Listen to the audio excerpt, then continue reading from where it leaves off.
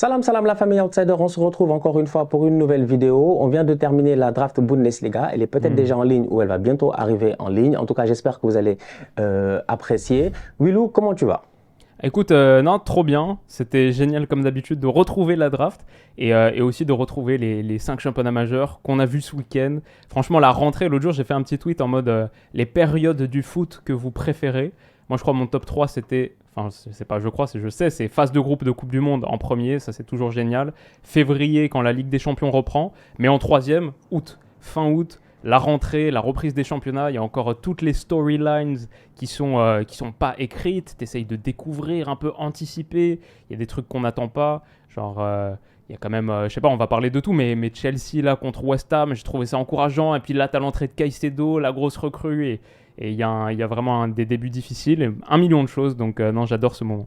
Non, franchement, en fait, tu m'as pris mon intro, tu vois, parce que moi, c'est ça que Ah, c'était j'allais dire. Caicedo. Ouais, non, même pas. C'était ton tweet, là, en fait, que j'ai trouvé très Ah, pertinent. d'accord. C'était ça, en fait. J'allais dire que, bah ouais, finalement, on se rend compte qu'on est en début de saison et il Ouais. y a de la hype. Il y a de la hype, en fait. Il y a constamment de la hype. Sincèrement, en fait, on est toujours on the edge dans le monde du football. On est toujours là. On est toujours parce que Ouais. c'est chaud, quoi, sincèrement. Et là, on a commencé et automatiquement, on se dit, waouh, comment est-ce que ça va se terminer? On a même déjà hâte, en fait, de voir la fin de l'histoire, alors qu'elle vient juste de commencer. Alors, du coup, ce week-end, il s'est passé énormément de choses. J'ai envie de dire que ce début de saison, il est très, très chaud. Franchement. Au-delà de cela, il se passe des choses à gauche, des choses à droite. J'ai dit là de la dernière fois, en mer, outre-Atlantique et tout. J'ai envie de dire, avant de parler des grands championnats, je pense que c'est important de revenir sur un fait du week-end. C'est-à-dire qu'il y a un tonton là-bas. Il a gagné la Coupe du Monde. On va dire même presque le PSG, ça s'est mal terminé, machin, tout ça, il est parti. Il arrive à l'Inter Miami et il commence à gagner des titres. Il n'a même pas encore joué un match du championnat. Il a déjà gagné une coupe. Ouais, Son parcours incroyable. durant la Leagues Cup a été quand même très très bon, moi je pense. Il a marqué dans chaque Ouais. match. C'est difficile, c'est difficile. Des fois je m'assois, je dis je vais être méchant, je vais trouver des contre-arguments, je vais dire que Messi c'est un tocard, que Messi il se fout de nous, que Messi il va jouer avec des fermiers, machin et tout ça, etc. J'ai dit il faut faire attention, les fermiers américains, c'est pas n'importe quel fermier. Aux États-Unis, ils ont le 2e amendement. J'ai dit faut faire attention, je dis c'est pas n'importe quel fermier. Messi. J'espère que sur le terrain, ils arrivent quand même sans leur calibre, quoi. C'est ça. J'ai dit, il est en train de dominer des gars qui sont pas facilement dominables. Donc, du coup, avant Non, de c'est ouf. rentrer dans le vif du sujet de tout ce Ouais. qui s'est passé ce week-end, tu vois, je me suis dit, est-ce que tu as un feeling, tu vois, par rapport à Léo Oh, Messi, Sergio Busquets, Jordi Alba, qui sont en train de se faire plaisir en ce moment et qui sont en train de magnifique. bien performer avec cette équipe de Miami là. En vrai, magnifique. En vrai, je pense que c'est le rêve. Tu finis ta carrière Mm. dans un championnat où c'est facile pour toi, où tout le monde t'adore, les infrastructures sont magnifiques, c'est la vie américaine, et en plus avec tes potes. Franchement, c'est le rêve. Je pense que Messi, c'est un des moments où il a été le plus heureux de sa vie sur une période, tu vois, un peu longue, quoi, parce qu'il y a des plaisirs qui sont incroyables. Tu gagnes la Coupe du Monde, ok, c'est ce moment-là, au moment du penalty de Montiel, c'est forcément une explosion extraordinaire. Il a vécu plein de moments comme ça, mais là, je pense vraiment, je pense que sa famille se plaît bien à Miami. Enfin, c'est juste, tout a l'air réuni, et sportivement, il répond. Moi, le truc que j'ai envie de dire avec Messi, que je trouve marrant quand même, parce que, bon, nous, Stan, on suit le foot depuis un moment, en tout cas par rapport à notre âge, quoi, ça fait un peu plus d'une vingtaine d'années. Mhm. Et moi, je me souviens, quand j'ai commencé à suivre le foot, Messi, il n'avait pas encore joué un seul match. Il n'existait pas encore dans le monde du foot. En tout Tout cas, à à niveau fait. professionnel. Tout à Donc, fait. je me souviens totalement des premiers moments de Messi, quand on commençait à parler de ce gars. Tu vois, comme quand aujourd'hui, on parle du prochain Wonder Kid. Lamine Yamal, tu vois, genre, c'est pas pour faire des comparaisons, mais juste d'un coup, tu sais, il y a quelques mois, il y a le nom Lamine Yamal qui est entré dans mon oreille comme ça, et je l'avais pas il y a 1 an et demi, par exemple, tu vois. Et Mhm. bah Messi, je me souviens très bien de ce moment où on commence à parler du gars Messi, et puis après, je me souviens de la suite, et du grand débat. Et aujourd'hui, c'est dingue, on voit vraiment le passage du temps et le passage de l'histoire qui s'est écrite, qui maintenant est en train de se conclure, Mhm. et on se dit, sans l'ombre d'un doute, c'est le plus grand joueur de l'ère moderne. Il n'y a plus de débat, le débat il a été clos. Les seules personnes qui s'accrochent encore à ce débat, c'est parce qu'il y a un fanatisme extrême sur Cristiano Ronaldo, ce que je comprends. Moi j'adore Cristiano Ronaldo, en vrai je trouve que c'est un joueur extraordinaire. J'ai tellement vibré avec lui aussi.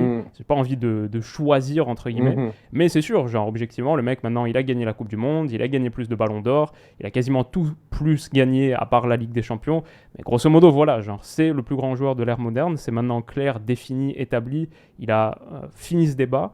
Et c'est intéressant parce qu'à une époque, ça semblait être un débat qui allait jamais vraiment se conclure, quoi. C'était ça le choc des deux plus grands joueurs de notre ère. C'était... on en a deux, quoi. Il n'y en a pas un seul, il y en a deux. Et maintenant, il y en a vraiment un, quoi. Et cette fin de carrière, elle n'a pas vraiment grand-chose à voir par rapport à ça, mais elle fait que ça finit de manière un peu plus belle. Ça aurait été triste que ça finisse sur ce qui s'est passé au Paris Saint-Germain, où on le voyait lui-même triste. Là, voilà, ça se finit bien, ça fait plaisir à voir. Personnellement, je n'ai pas encore regardé de match entier de l'Inter Miami. Je suis quand même plus attaché, disons, à la compétitivité des 5 championnats majeurs, la Ligue des Champions, du foot européen.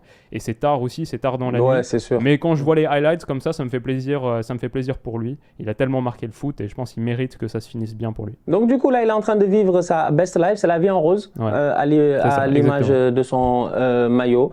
J'ai envie de dire Sergio Busquets aussi, qui, bon, on n'a pas besoin d'en parler, tu vois, c'est que, bon, c'est juste que les Américains, ils aiment bien avoir, tu vois, c'est aux États-Unis, le principe de GOAT. Aux États-Unis, il y en a un, il y a toujours un. Il faut toujours qu'il y en ait un, tu vois, c'est difficile. C'est maintenant, même au basket, ils commencent à vouloir négocier, à vouloir mettre 2, à vouloir mettre 3, tu vois, etc. Mais c'est assez compliqué. Donc, du coup, il faut pas oublier aussi ces autres-là qui, quand même, voilà, nous tous, on le sait, sont en train de s'amuser aussi, Busquets au milieu de terrain, etc. Donc, bref, ça, c'était la parenthèse de l'autre côté du monde. Aux États-Unis. Vendredi, le Bayern. Bon, pour toi, de ton côté, de ton côté. Voilà, c'est ça, de mon côté du monde à moi. Effectivement, les matchs ne sont pas tard. Ils sont pas si tard que ça, donc ça va, tu vois, ça me permet de... C'est juste que j'aime pas faire des débriefs après 23h et tout, tu vois, j'aime pas parler le soir. Aussi, donc c'est pour cela, mais sinon, mis à part ça, les matchs sont quand même à des heures assez trucs, donc j'ai hâte de voir la saison régulière, voir si même ils vont réussir à aller en play-off. Moi, je pense qu'ils vont le faire. Ils sont capables de ne plus perdre de matchs jusqu'à ce que Messi décide qu'il ne perde plus de matchs, hein, parce que les gars, mentalement, ils ont tous l'air très déterminés. Je comprends pas. Je pense que De Paul a dû leur passer le virus. Ils ont le virus du patriotisme, je ne sais pas. Le RDP, ouais. Exactement. Donc, du coup, voilà, je disais, le Bayern a gagné 4-0. Sans transition, waouh. Ouais, direct. Moi, tu vois, j'ai pas le temps. Le Bayern a gagné 4-0. En fait, je vais aller directement dans le vif du sujet. J'ai envie de dire, cette équipe du Bayern-là, bon, ça a été compliqué.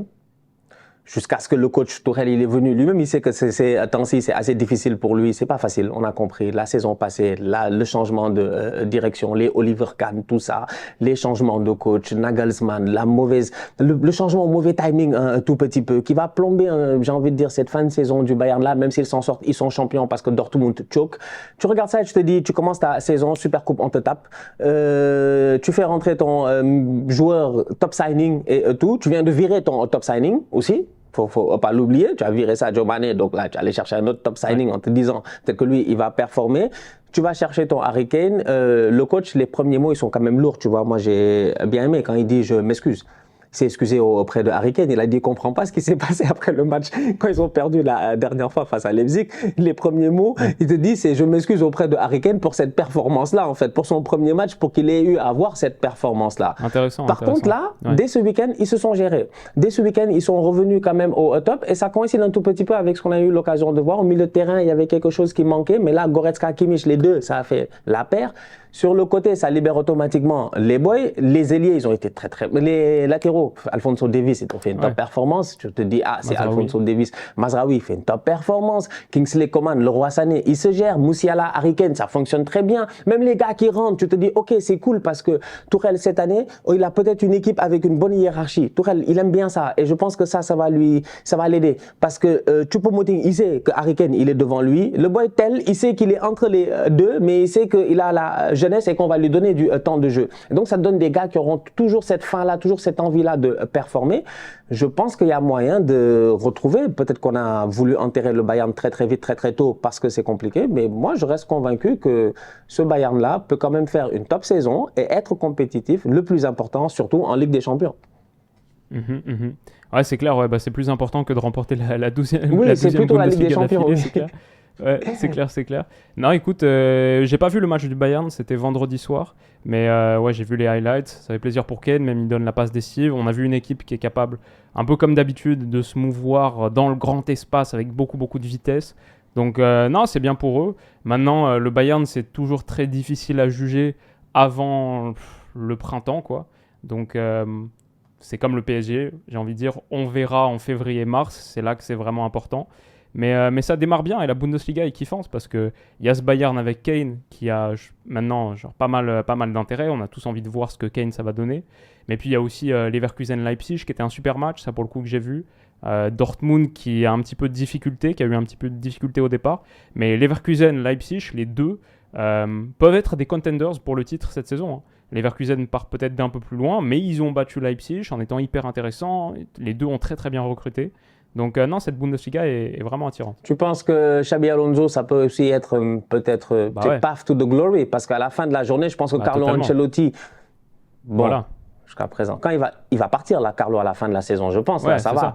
Donc du coup, il y a quelqu'un qui va bien venir le remplacer. Ça pourrait être vraiment le chemin tant espéré pour Xabi Alonso. Déjà que l'année passée, il a fait une belle saison en Europe, n'est-ce pas, si je ne me trompe pas, aussi. Ouais. Donc ok, j'ai hâte de voir ce que ça va donner. Granit Xhaka, il est là-bas, donc moi, tant que j'ai quand même, c'est vraiment, ça a été un love-hate relationship avec Granit Xhaka pendant des années et des années. Mais là, maintenant qu'il est parti, de temps en temps, hier, je regardais le match et j'étais comme, si Xhaka, il était là. Tu vois, Kai Havertz, je l'aurais fait sauter direct. Je l'aurais déjà fait sauter. Non, en plus, ils ont un magnifique maillot, Leverkusen. Franchement, incroyable, avec la croix, trop beau. Donc, non, vraiment, belle équipe.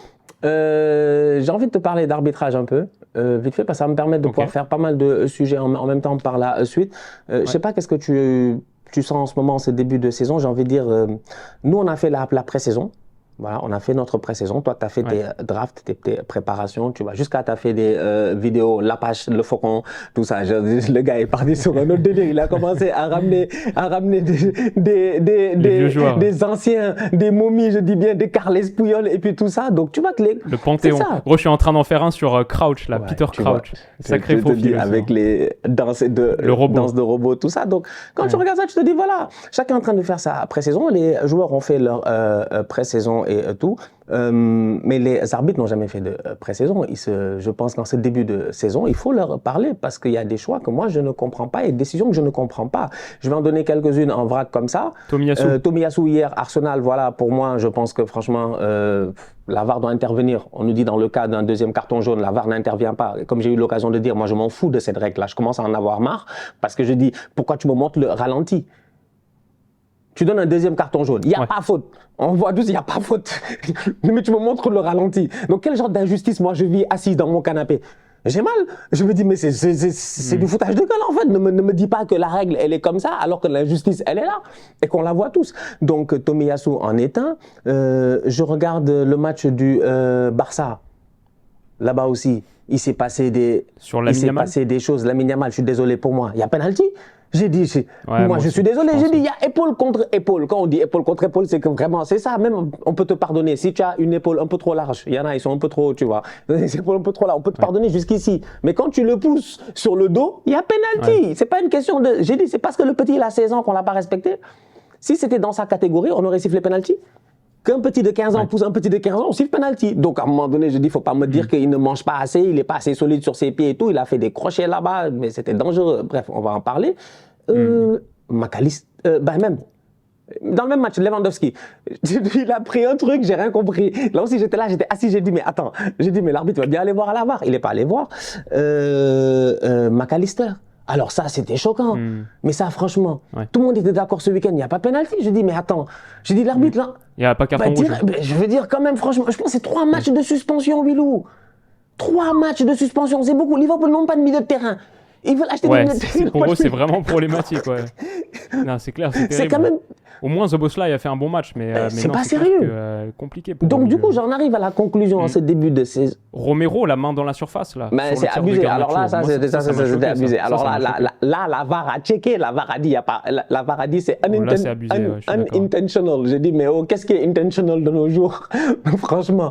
Donc, il s'est passé trop de choses. Je pense qu'il y a eu 6 cartons rouges en première ligue ce week-end, ils ont dit. Il s'est passé beaucoup trop de choses. J'ai envie de dire qu'on donne beaucoup plus de droits à l'arbitre. C'est très très important. On a vu en ce début de saison, il y a des choses qu'on remarque, comme chaque début de saison. Il y a toujours ces petits trucs-là.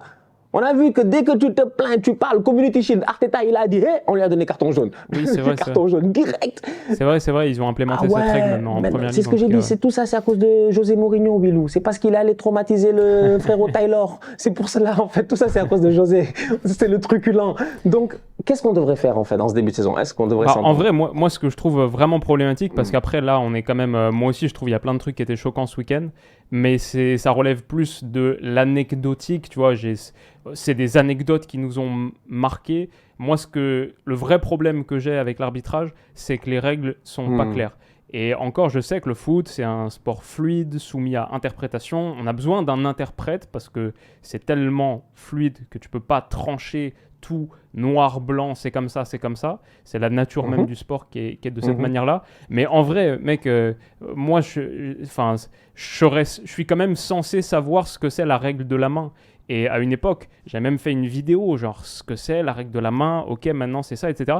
Maintenant, en vrai, j'ai arrêté d'essayer de comprendre. En vrai, maintenant, quand il y a une main dans la surface, je peux pas te dire ça va être sifflé penalty, oui ou non. C'est quand même grave qu'on en soit arrivé là, quand même. J'en sais rien, mec. Ouais. C'est grave qu'on en soit arrivé là. Ouais. Bah, en fait, la règle, il y avait une version de la règle, après il y a une autre, après il y a une autre. Je sais même pas ce que c'est, et ça c'est à la rigueur, c'est moi qui devrais faire mes devoirs, entre guillemets. Je sais même pas ce que c'est actuellement la version de la règle dans les lois du jeu IFAB, là, ce que ça dit textuellement. Mais ça, peut-être je devrais le savoir, mais ce que je sais pas pour sûr, c'est comment ça va être appliqué. Alors ça, c'est vraiment, honnêtement, il y a plein de moments où tu dis...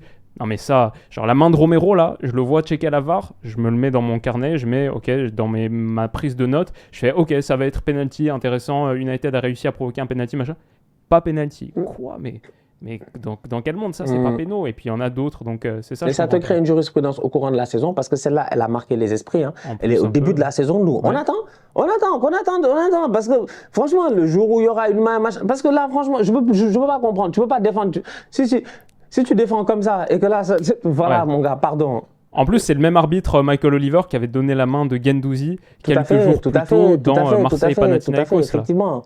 D'ailleurs, un match où il aurait dû donner un penalty, je pense, en fin de match sur Guendouzi. Moi, je suis désolé. À un moment donné, moi, je dis dans la surface de réparation, en fait, les arbitres là m'énervent. Sincèrement, ils m'énervent et je comprends pas. Et la VAR m'énerve et l'IFAB m'énerve parce que eux, à chaque 30 juin ou je sais pas, chaque année au mois de juin, bizarrement, c'est à ce moment-là, ils décident de changer des règles. Ils nous avertissent jamais. Ils nous avertissent jamais. On se lève en début de saison et puis on nous dit ouais, machin, maintenant la règle c'est l'habit où il s'arrête. Si tu as mis manche longue, si tu as mis manche longue, si tu as mis manche 3/4, si tu as mis je ne sais pas quoi. Mais nous, on est fatigués, gars.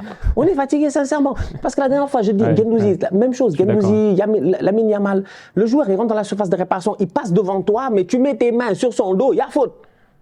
Faut pas nous fatiguer, il n'y a pas d'autre discussion que tu... Ouais, c'est pas épaule contre épaule, c'est des vraies charges dans le dos. Donc c'est pour ça que je dis que des fois, je comprends pas les affaires d'interprétation de ces arbitres-là. Bon bref, donc du coup, voilà, c'était la parenthèse coup de gueule. J'étais fâché, il fallait que ça sorte un peu et tout. Mais n'empêche que dans ces matchs-là, quand même, Liverpool à 10 contre 11, ils se sont gérés 3-1 face à Bournemouth. Ton Darwin Nunez, là, tu m'as dit il va faire une grosse saison, il est sur le banc, là, il joue pas. Darwin, là, qu'est-ce qui se passe avec Darwin? Il fait des bonnes rentrées assez pertinentes. Cependant, en ce moment, ça se joue vraiment devant. C'est Diogo Jota qui est en forme, qui claque des buts. Mohamed Salah, comme d'habitude, il est au top de sa forme. Le retour de Luis Diaz qui a marqué un très très beau but. Mais encore là, on a peur, le Luis Diaz en fait. Il marque un but, après il tombe, tu as l'impression qu'il est blessé et tout. Ça devrait aller. Bref, il est assez fragile. J'espère qu'il va tenir cette saison parce qu'ils ont vraiment besoin de lui. Mais le top player du week-end, je pense que voilà, j'ai envie de t'entendre parler de lui. C'est le boss. C'est ce boss. Ouais, incroyable. Non, vraiment, lui, c'est un gars que j'aime depuis longtemps. Je pense qu'il apporte beaucoup de choses à cette équipe de Liverpool. Ce serait bien maintenant d'avoir un milieu de terrain qui lui permette peut-être d'être encore plus libre s'il y avait en plus de McAllister, parce que là c'est Gakpo et ça fait 2 milieux offensifs dans un trio avec Gakpo et Szoboszlai. Peut-être que si on avait un gars un petit peu plus volume qui peut couvrir Szoboszlai, ça le rendrait encore plus libre. Mais non, super joueur. Et je suis en train de me préparer une petite analyse technique sur lui. J'ai envie de vraiment me pencher sur son début de saison et mettre en lumière ce qui le rend si bon, quoi. Parce que je pense, grosso modo, ça se résume dans le fait qu'il joue juste. Et c'est vraiment il est explosif. Moi, j'aime bien, en fait, les gars qui rentrent, qui sont explosifs, tu vois, qui n'ont pas peur de rentrer, de pénétrer dans la surface de réparation, de créer ce danger-là et qui savent frapper. Le boy, il sait frapper. Ça, nous, on le savait déjà. On savait depuis très longtemps qu'il savait frapper. Ça fait longtemps qu'il claque des bangers de loin. Donc, du coup, franchement, je trouve que c'est une très bonne pioche. Et par rapport à ce que tu as dit, effectivement, un milieu de terrain très déséquilibré de Liverpool, est-ce que c'est pas ça qui met McAllister dans une situation de danger? Tu vois, parce que McAllister, il a besoin d'être un peu plus... McAllister a besoin d'être là où est le boy néerlandais, Gakpo. Là où est Gakpo. Il a besoin d'être plus ou moins, quoi, droite ou gauche. Après, ils peuvent se gérer, d'être libérés. Donc, on va voir avec l'arrivée du japonais Endo ce que ça va donner dans cette équipe-là. Virgil van Dijk avait l'air d'être dans un meilleur jour. Donc, on espère que sa saison aussi va se poursuivre comme cela. Et Alisson continue aussi à bien travailler. Franchement. Carrément. Ça, c'est l'histoire de la saison dernière. Exactement. Qui se poursuit, et ça fait du bien à cette équipe de Liverpool-là. Tottenham a gagné 2-0 face à Manchester United. Je sais. C'était intéressant comme match. Je sais pas si tu as des choses à dire, à sortir un tout petit peu. Parce que j'ai vu que, je sais pas, là, Maddison, il te dit quelque chose, hein? Non, il y a beaucoup de choses. Maddison, Bissouma, vraiment pas mal. Kulusevski, j'ai trouvé très très bon. Et en général, c'est intéressant parce que Tottenham joue vraiment de manière offensive et osée. Ils comprennent pas encore parfaitement, je pense, les principes de Postecoglou et du coup, ça donne des séquences un peu marrantes, genre à la relance, Pedro Porro, le latéral droit, et Udogie, le latéral gauche, ils sont très intérieurs, hyper intérieurs. Ouais, ils rentrent, mais vraiment en mode choquant, parce que ils sont, honnêtement, ils sont sur la même position, juste ils sont plus devant, mais ils sont sur la même position que les défenseurs centraux. Ça fait vraiment un carré parfait à la relance. Et ça, je pense qu'il y a des moments où ça marche bien. Quand Porro réussit à se retourner, et par exemple, je me souviens, au bout de 30 secondes, là, sur le tout début de match, il donne un super ballon comme ça en une touche, Kulusevski peut attaquer, et on voit une phase de relance vraiment belle, quoi. Et derrière, c'est très gros danger pour United. Mais il y a aussi des moments où ils perdent la balle dans des positions basses. Porro qui n'arrive pas trop à se retourner et United qui presse. Et il y a eu des moments où c'était vraiment dangereux. Donc pour l'instant, j'aime bien. Moi, je dois dire, j'aime bien ces équipes un peu de début de saison qui ont des principes qui sont assez ambitieux et qui les comprennent pas encore totalement. Du coup, soit ça marche et c'est excitant, soit ça marche pas et c'est excitant pour nous, le spectateur neutre, parce qu'il se passe un truc dangereux dans leur surface. Donc non, c'était vraiment cool. Et j'ai bien aimé United aussi au début. Simplement, je dirais sur United, pour moi, leur problème, c'est qu'ils ont qu'un plan A. Ouais, le Ten Hag Ball. Moi, je te dis 4-2-3-1. Lui, en fait, il a pas trop. Voilà. Et c'est Bruno Fernandes qui balance des longs ballons dans le dos pour exploser, pour avoir de la vitesse, dans les grands espaces. En transition, ils sont dangereux. Quand ils sont face à un bloc haut, ils sont dangereux.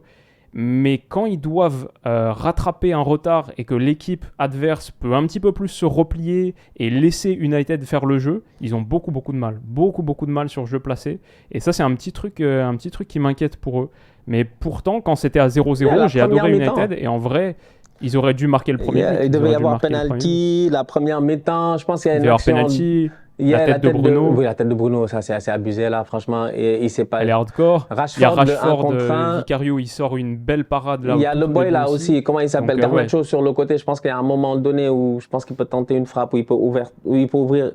Non, mais c'est absolument. C'est le penalty même. Ouais, tout à fait. C'est Garnacho le penalty. Il y a le penalty, mais il y a aussi un autre moment où il se retrouve dans une position très intéressante. C'est tout début de match et simplement, je pense, son contrôle dans la surface. Bruno pète un câble. Et puis Bruno pète un câble. Je pense que c'est ça qui. Moi, j'ai vu Bruno Fernandes a pété un câble. Je pense qu'il a crié dessus comme jamais. Il a dit là. C'est possible. Le sermonné. Bah écoute, ouais, effectivement, je pense que j'ai à peu près les mêmes choses à dire. Moi, c'est juste bizarre de voir Tottenham jouer comme ça. Je sais pas pour toi. Ça fait un peu bizarre, quoi. Tu vois, Tottenham, quand je les vois, ils ont le ballon, ils montent. J'ai dit, ils vont où? En fait, depuis quand ils savent jouer au football? Ils savent jouer au football. Non, c'est clair, mais hyper intéressant. Ils jouent très bien, ça fait plaisir. C'est la première saison depuis très longtemps. Je regarde les matchs de Tottenham, ça fait 2 matchs que je regarde et je dis, ah, quand même. Ça fait bizarre d'avoir un plaisir devant les matchs de Tottenham pour un fan d'Arsenal, tu vois. Maintenant, le truc, c'est que sans Harry Kane, ça va être un problème. C'est le point que je voulais aborder, Willou. Pour moi, Son doit jouer en pointe. Je ne sais pas ce que tu en penses. Pour moi, Son doit jouer en pointe. Richarlison est il est impertinent d'une manière impertinente, incroyable. En plus, tu sens qu'il n'est pas en confiance. Difficile. Ballon dans la surface, s'il te plaît. Non, contrôle, frappe, il est là, tergiversé une fois, deux fois. Non, c'est abusé. Non, c'est terrible. C'est vraiment, il y a un gros problème là, je pense. C'est peut-être ce qui va limiter un petit peu le plafond de Tottenham. En mode, c'est une équipe qui est intéressante à voir jouer, qui est même assez belle à voir jouer. Mais tu sens le truc venir où ils vont faire des erreurs derrière, ça va leur coûter cher. Et devant, ils vont peut-être avoir un peu de mal à finir leurs occasions. Et on sait qu'en foot, les deux surfaces, c'est tellement important. Même quand tu joues bien, ça ne te rapporte pas beaucoup de points de juste jouer bien. Il faut être tueur et il faut être solide. Et j'ai peur que Tottenham, il joue bien, mais qu'il ne soit pas tueur, pas solide. Au milieu de terrain, comme tu as dit, Bissouma, RAS, depuis la pré-saison, match face au Barça, tout ça, il a toujours été bon. Tant qu'il ne se blesse pas, je pense qu'il va leur être d'une grosse utilité. Pas Matar Sarr aussi, il fait un très très gros match avec cette équipe-là. Moi, je suis très content parce que je me dis, ça promet, on va voir ce que ça va donner. Mais en tout cas, en tant que Sénégalais, j'aime bien le fait qu'on va aller à la prochaine CAN avec une nouvelle équipe.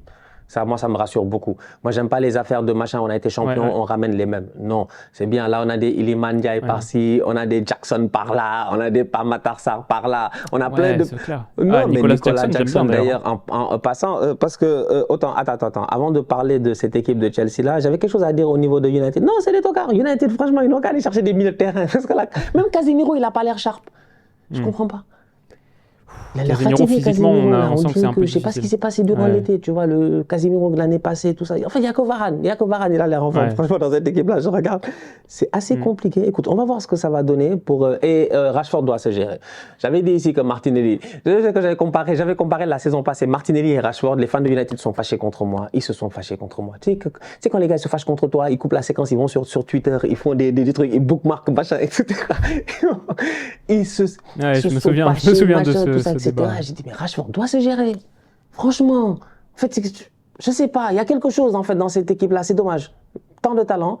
Et jusqu'à présent, en tout cas, le début de championnat est assez slow. J'ai envie de parler de cette équipe de Chelsea-là. Elle aussi, si talentueuse. Je t'ai vu ce week-end sur Twitter. Voilà, écoute, je sais pas si tu as porté l'œil aux petits ou pas. Ouais, les petits n'ont pas eu de chance. Là, parce que qu'est-ce que j'ai dit? Même moi, j'étais là. Quand j'ai dit, les boys, ils sont vifs.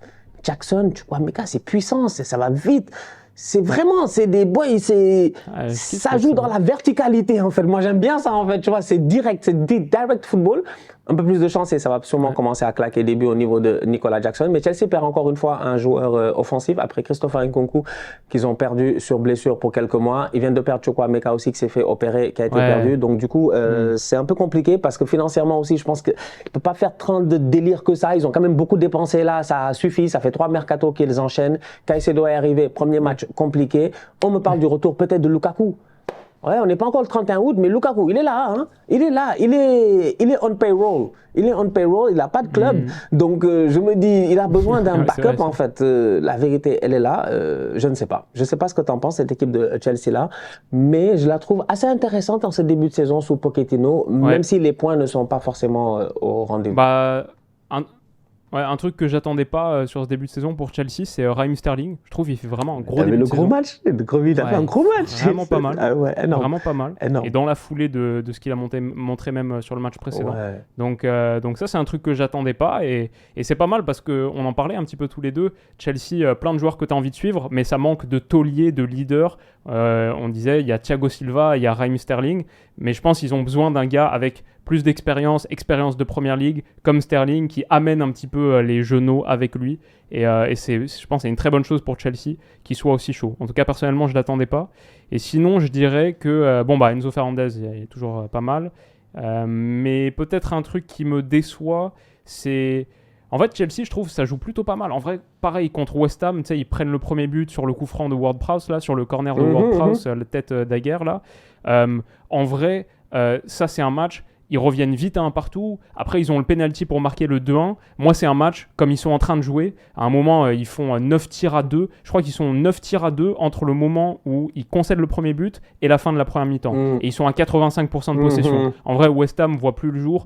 Et moi, je vois ce match, je fais « Ah, ok, Chelsea, ils ont pris un but sur coup de pied arrêté. » Ça arrive, tu prends un but sur coup de pied arrêté de James Ward-Prowse, ça arrive, mais en vrai, ils vont gagner le match 4-1. Genre, ils sont en train de dérouler, ils font hyper mal à West Ham, il faut juste qu'ils finissent plus. Maintenant, ils ont un penalty.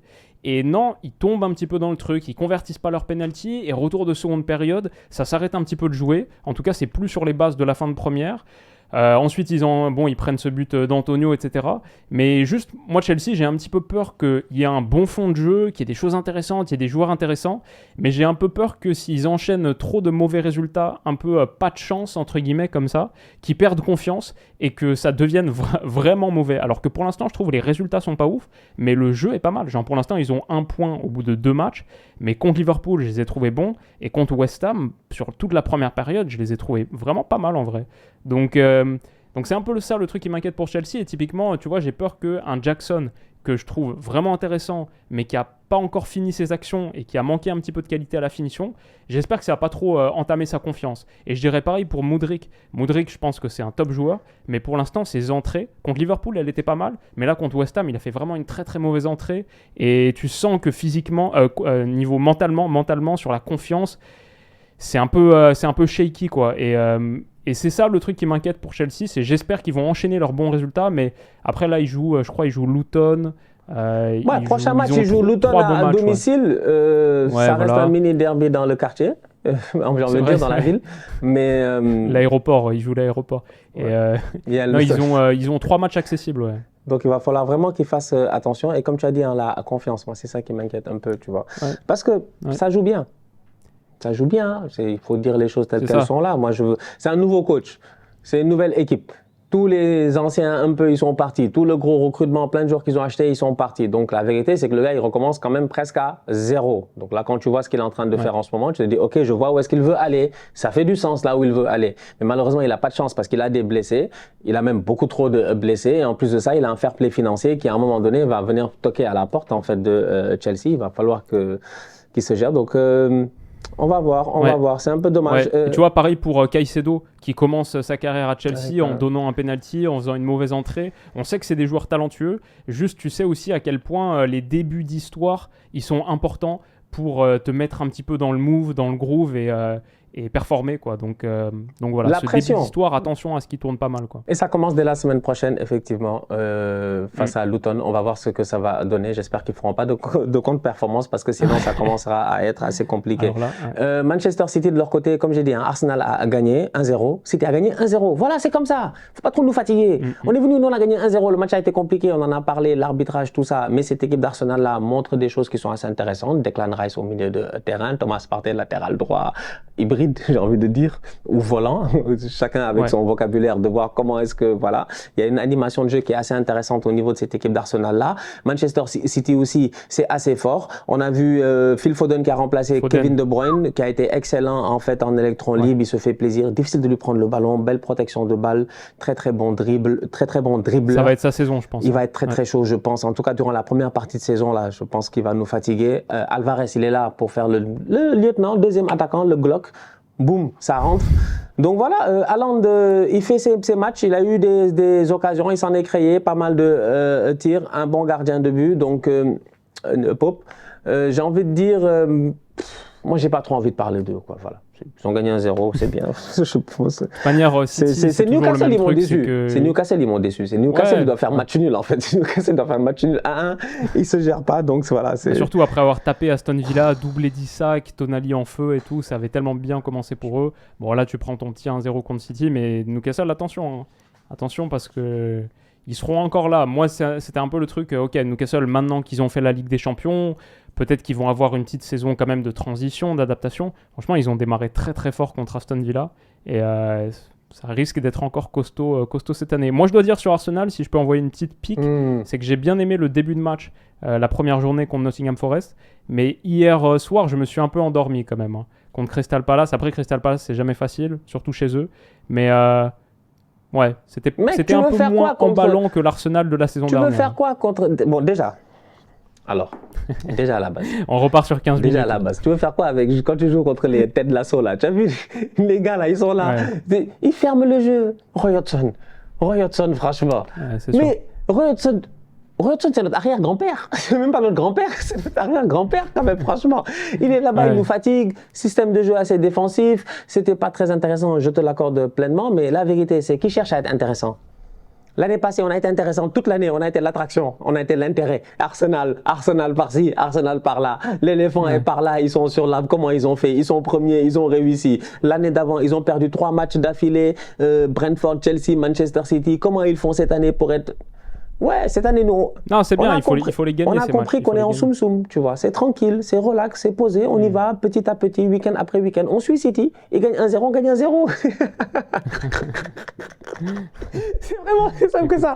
On n'est pas là pour mettre trop de buts. On garde nos buts. Ah, je m'inquiète pas trop pour Arsenal. Mais effectivement, je pense qu'en début de saison, je l'avais dit, ça va prendre du temps. Parce qu'il a beaucoup de joueurs maintenant, donc il doit vraiment travailler. Il y a des gars intégrés, il doit travailler sur des trucs, il doit travailler sur des systèmes. Raya aussi dans les buts, on va voir ce que ça va donner. Mais en tout cas, donc ça donne un week-end de Première Ligue assez intéressant dans l'ensemble. J'ai envie de parler rapidement du Barça et du Real, mais surtout de Jude Bellingham. Je ne sais pas ce que tu as à me dire en fait. C'est le boy. En fait, je l'ai dit la dernière fois. Qu'est-ce qu'il veut? Il veut le brassard de capitaine ou bien il veut qu'on lui donne les clés du club? En fait, il n'a qu'à nous dire qu'est-ce qu'il veut lui. Ah, il a déjà 3 buts et une passe D en 2 journées de Ligue 1. Et en vrai, c'est l'arme offensive numéro 1 du Real Madrid, numéro 1 du Real Madrid. Ce qui est à la fois très très bien, genre t'es trop content que ta nouvelle recrue, que t'as acheté cher, que tu veux voir devenir une superstar, genre Bellingham en vrai c'est un futur Ballon d'Or winner normalement, bah t'es très content de voir que ça marche. Ça marche tout de suite, ça marche très vite. Le temps d'adaptation pour Bellingham, ça n'a pas été une question. Je pense que ça l'a beaucoup aidé d'avoir l'expérience à Dortmund. L'acclimatation à une nouvelle culture, nouvelle langue, nouveau championnat, en vrai, c'est quelque chose qu'il connaît déjà. Et il a juste rejoué son script Dortmund et il est en train de le faire maintenant à l'échelon supérieur au Real Madrid. Ça se passe super bien pour lui, on n'est pas forcément surpris. Donc je suis content. En même temps, je suis inquiet pour le Real parce qu'il manque un numéro 9. Et genre Bellingham, pour l'instant, c'est vrai, il fait ses appels de numéro 9. Il est cette pointe, même il a la taille pour le faire. Genre le deuxième but qu'il marque sur le centre de Kroos, c'est un vrai but de numéro 9. Mais je pense quand même que ce serait mieux dans une position plus basse, avec un vrai numéro 9, que tu puisses avoir Vinicius vraiment sur les côtés et pas ces positions axiales. Enfin, voilà... Tu remplaces pas Benzema par Bellingham. Tu peux le faire peut-être un petit peu contre Almeria au début, mais quand ça va arriver Ligue des Champions février-mars, non, je pense que c'est mieux de l'avoir plus bas. Surtout que Joselu n'a pas encore eu l'occasion de vraiment être exploité. Je m'attendais à ce qu'en ce début de saison, c'est la Liga.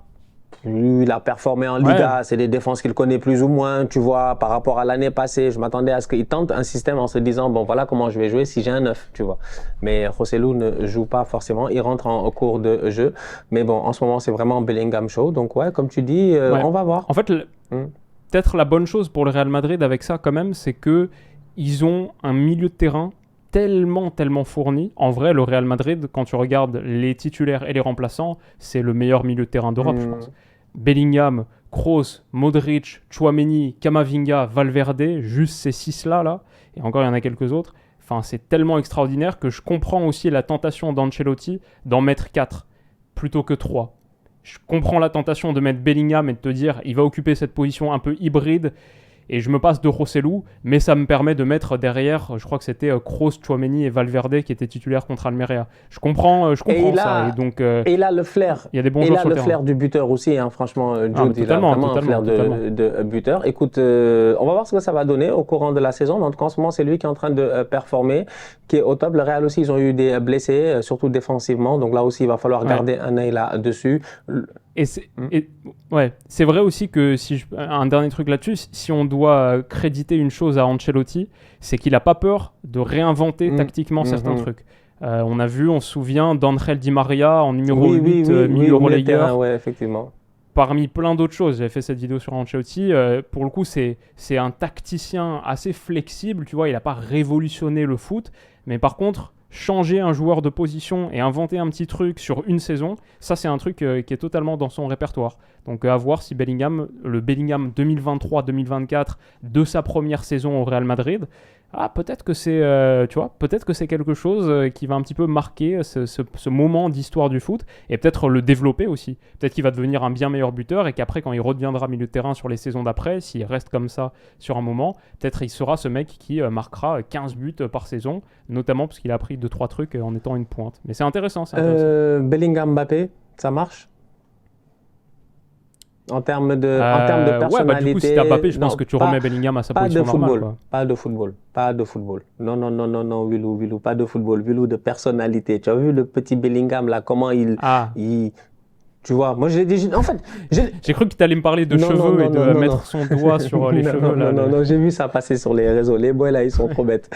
J'ai dit, non, pas en termes de personnalité, d'aura dans le vestiaire, c'est qui le patron, tu vois. Jude, il est là pour être le patron. Il parle comme un patron. Lui, il est arrivé, il a commencé à parler à Vinicius, comme s'il connaissait Vinicius depuis longtemps. Moi, si j'étais Vinicius, j'allais dire à Bellingham, calme-toi, gars. On se connaît pas. On s'est rencontrés la dernière fois dans le A380 qui nous a amenés aux États-Unis pour la pré-saison. Ça veut pas dire qu'on est poteau, quand même, franchement. C'est pour dire, il est trop confiant, en fait, le petit. Kylian, on le connaît. Et d'ailleurs, il a marqué un sacré but aussi. Tout en touché, là, et c'est bien, parce que j'espère qu'il n'aura pas la malédiction du numéro 7, parce que depuis Cristiano, c'est assez compliqué. Au Barça aussi, le numéro 10, c'est assez compliqué. Donc, c'est de bon augure. Mais là, je sais pas, je me demandais juste en termes de personnalité. En tout cas, on va voir là si Mbappé, déjà, il va quitter. Non, c'est une bonne question. On a vu que d'ailleurs, transition rapide, Mbappé ce week-end, il a marqué son penalty. Il avait l'air bien excité et bien heureux. Donc peut-être qu'il va rester aussi dans cette équipe du PSG avec Ousmane Dembélé, tout ça. Ça fait une équipe qui commence à faire du sens quand on la voit. Donc bref, je sais pas. On va voir ce que ça va donner. En tout cas, d'ici le 31 août, tout est encore possible. Je suis sûr et certain qu'on reviendra parler de cela. Lamine Yamal. Ouais. 16 ans, 15 ans, 14 ans, 12 ans, 10 ans, biberon, couche, je sais pas, qu'est-ce que tu veux? En fait, qu'est-ce que tu veux maintenant? En fait, nous, qu'est-ce qu'on fait, nous? Nous, en fait, qu'est-ce qu'on fait, toi et moi, là, maintenant? Tu sais que maintenant, il y a un baromètre, en fait. C'est-à-dire que tu es fan de football, tu crois que ton enfant, et tu as espoir que ton enfant, garçon ou fille, soit joueur de football. À 14 ans, il n'a pas percé, c'est fini, en fait, c'est un tocard. Non, c'est clair. C'est quel genre de pression il met sur les gens, lui? C'est incroyable. Franchement, c'est incroyable. Voilà, c'est incroyable. Puis il est chaud. Non, vraiment. J'ai fait une longue analyse technique du profil il y a quelques semaines et j'ai continué à voir ces qualités-là quand j'ai vu contre Cadiz ce week-end. Donc non, c'est cool. On va pas finir sans dire un mot de la Serie A. Si tu as quelque chose à dire, moi j'aimerais bien que Chiesa soit recruté par quelqu'un. Moi, je t'en avais parlé l'année passée. Je t'avais dit que le Barça devrait se pencher sur Chiesa parce que c'est un joueur très pertinent. Là, il a l'air d'être de retour en forme, de retour mentalement, physiquement au top. C'est le Chiesa qu'on aime bien voir, donc je ne sais pas ce que ça va donner. Et Osimhen aussi a l'air d'être parti sur les mêmes bases que l'année passée. En voilà un qui, s'il reste au courant, c'est ce qui va se passer. Il va coûter l'année prochaine minimum 150-200 millions. Là, je pense que l'autre, il va même pas rigoler avec ça. Ouais, c'était déjà son tarif cet été et visiblement, il y a des chances qu'il reste. D'ailleurs, il a claqué un sacré doublé. Hein. Je trouve les deux buts sont vraiment magnifiques. La frappe comme ça, en première intention sous la barre et ensuite le face-à-face avec le gardien, les buts parfaits un peu d'attaquant comme ça. Non, vraiment costaud. En plus, le maillot de Naples, je trouve magnifique. Donc, c'était superbe. Et sinon, Lautaro Martinez qui a encore planté un doublé aussi, lui aussi pour lancer la saison. Très, très chaud. Je t'avais dit qu'Arsenal devait le prendre. Voilà, il continue à être flambant. On n'a pas on n'a qu'à faire un échange. Balogun, tac, plus un peu d'argent. Je sais pas, ce serait pas mal, hein, franchement, ce serait pas mal. On a besoin d'un numéro 9, moi, j'ose croire, parce qu'on ne va pas continuer avec Eddie Nketiah pendant très, très longtemps. Là, je veux dire, voilà, Ligue des Champions, on ne va pas marquer de but. Donc. Sur la finition, c'est un problème. J'ai besoin d'un numéro 9, donc effectivement. Et en parlant de gars qui ont performé ce week-end et qui, en tout cas, il y en a un qui a bien commencé et je ne suis même pas étonné, j'espère juste qu'il va bien continuer et qu'il ne va pas se blesser. C'est Capitaine America qui est arrivé en Italie, Christian Pulisic. Très très bon match de sa part aussi avec l'AC Milan. Je pense que c'est une très belle recrue. Certes, ils ont perdu Brahim Diaz qui est retourné au Real Madrid, qui en plus de ça, quand il rentre, est assez bon. Mais Pulisic, c'est vraiment juste les blessures. Moi, je sais que Pulisic de Dortmund, quand il arrive à Chelsea, au début à Chelsea, il est chaud. Tu penses qu'il peut performer, hop, il y a des blessures et des blessures et des blessures. Et après, dans un effectif aussi en première ligue où ça va très vite, tu perds ta place. On va voir ce que ça va donner en Italie, mais lui aussi, un très très bon début de saison. Non, c'est cool. L'AC Milan a une belle équipe. Ils ont bien recruté. J'ai pas pu voir le match hier parce que du coup, j'étais devant Arsenal. Je pense mauvais choix hier. Et je me souviendrai, Crystal Palace à l'extérieur, c'est pas le moment où il faut se brancher sur Arsenal. Les premiers pas de l'AC Milan contre le Thiago Motta, le Bologne de Thiago Motta en plus. C'était plus intéressant. Mais du coup, j'ai pas vu, mais ils ont bien recruté. Tijani Reinders aussi au milieu de terrain, un petit néerlandais. Donc, plein de trucs cool. Charles, de Cateler. Ouais. Prêté à l'Atalanta, Oui, non? mais c'est ça. C'était l'année passée, il était dans tes boys je me rappelle, à suivre, suivre. Il s'est pas géré durant la saison, ça a été malheureusement. compliqué. Là, il arrive Non, à non, pas du l'Atalanta tout. et boum.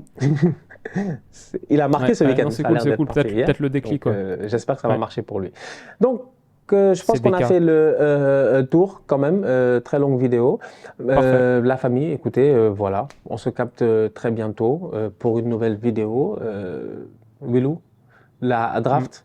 Bah, c'était Ouais, il la reste que la draft, draft, bien là. sûr. Et non, c'était génial parce qu'on a pu faire un petit tour d'horizon de tous les championnats sans parler de l'OL. Ce qui est Ouais, on n'a vraiment pas parlé parfait. de. Il On faut n'a que ça pas parlé. En continue fait, comme j'ai eu ça. pitié de toi. Quand j'ai Mais vu c'est la très conf bien. de presse de l'autre là, Voilà, merci. du tonton Lolo, du tonton Lolo White, le cousin de Benjamin Blanc, le cousin de Benjamin Blanc Ouais. là. Quand j'ai vu son. Non, J'ai dit c'était- non, en fait, eux, c'est cramé. J'ai dit eux là. Mec, on Mais est c'est dernier la là, on raison. est dernier. Je te dis 18e que sur j'ai été 18. gentil. J'ai été gentil. Je devais attaquer ta draft. Je devais attaquer bien, c'est bien, merci. ta draft de Tokar, Lacazette, Barcola. Là, c'est pour aller où? Si on revient à ta draft Ligue 1, là, c'était pour aller où? Ouais. En tout cas. Bah, Barcola, c'est pour aller au PSG ou à Chelsea. Et Lacazette, c'est pour continuer à performer, mais tout seul dans son coin. J'avoue que j'avais Cherki Cherki d'eau. J'avais Cherki, je pense, dans mon équipe. En tout cas, bon, la famille, on se capte très bientôt pour une nouvelle vidéo. D'ici là, on continue à liker, on continue à partager, on s'abonne. On est ensemble, on reste en santé, c'est le plus important. Tous outsiders.